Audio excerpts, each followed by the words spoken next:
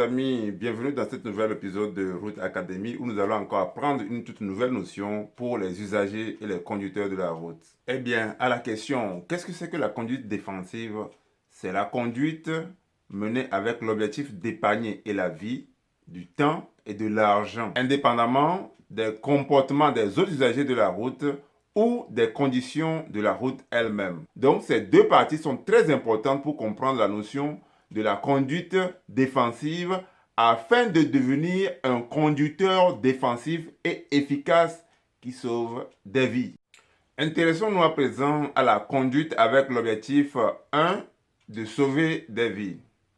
Lorsque j'applique les principes de la conduite défensive dans la circulation, eh bien, je fais attention à épargner ma propre vie en tant que conducteur de la route ou à épargner la vie des occupants de mon véhicule ou à épargner également la vie des autres usagers de la route. Ça, c'est le premier point. Un autre élément de la conduite défensive avec l'objectif d'épargner la vie, c'est aussi de réduire le risque de s'impliquer dans un accident ou dans une collision qui peut coûter un handicap physique à vie à un de mes occupants ou à moi-même ou à d'autres usagers de la route. Deuxième élément, la conduite dans l'objectif d'épargner ou bien de sauver le temps. Lorsque vous êtes un conducteur défensif, un CD, ou alors que vous appliquez les principes de la conduite défensive, CD toujours, eh bien cela vous évite d'être empêché ou retenu pour une violation de code de la route, ou encore d'être impliqué dans un accident qui vous empêche d'affecter votre temps de la journée à d'autres activités utiles qui vous sont bénéfiques ou qui vous rapportent. Ce qui en soi constitue également une perte.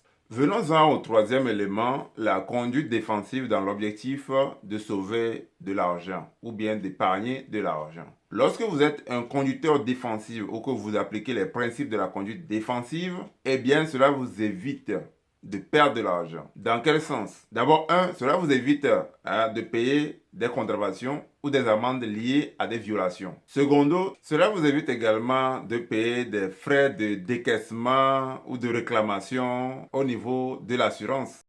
Cela vous évite également d'être dans l'obligation de payer un transport pour le déplacement du véhicule parce qu'il va falloir dégager le véhicule de la circulation. Cela peut également aussi signifier décaisser aussi de l'argent pour payer un avocat afin de défendre votre cas. Vous pouvez également vous retrouver dans l'obligation de payer pour le transport et l'hospitalisation et la prise en charge des personnes blessés ou handicapés à vie. Oui, effectivement, lorsqu'on fait la somme de toutes ces choses, payer les contraventions ou les amendes liées aux violations, payer les frais de transport pour la fourrière ou bien pour le dégagement du véhicule de la circulation ou de la chaussée, payer un avocat pour prendre en charge le dossier, payer le décaissement au niveau de l'assurance, payer également pour des éventuels blessés, pour les transports et la prise en charge. Eh bien, on se rend compte que s'impliquer dans un accident de la circulation peut être effectivement coûteux. Non seulement en argent, mais en d'autres facteurs que nous n'allons pas encore développer à ce niveau. Lorsque vous appliquez les principes de la conduite défensive,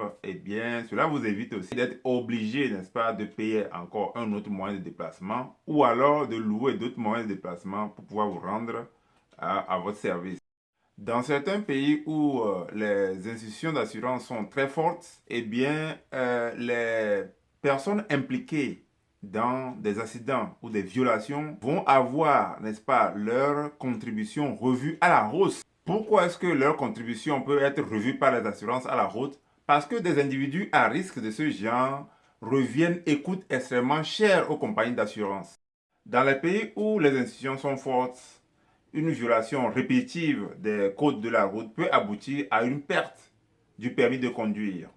Et dans les pays évolués, comme par exemple les États-Unis, les USA, l'Europe et autres que vous connaissez très bien, eh bien, perdre son permis de conduire, cela veut dire que vous perdez votre emploi, vous perdez la possibilité de pouvoir trouver un emploi et de les garder.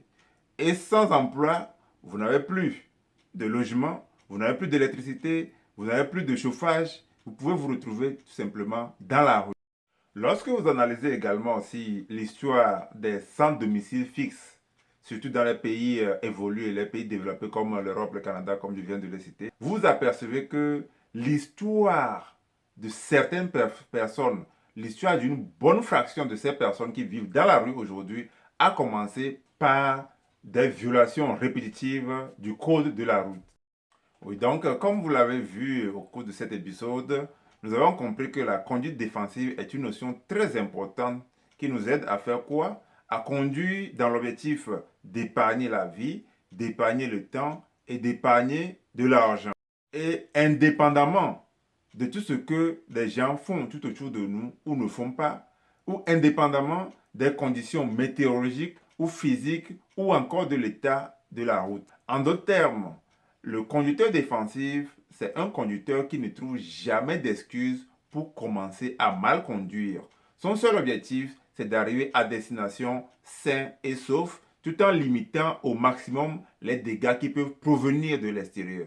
Eh bien, nous sommes arrivés à la fin de cet épisode d'aujourd'hui où nous avons encore appris une nouvelle notion concernant la conduite défensive. Nous espérons que cette notion aide chacun à devenir meilleur, n'est-ce pas, dans la conduite de chaque jour et à épargner des vies, à épargner le temps et à épargner de l'argent.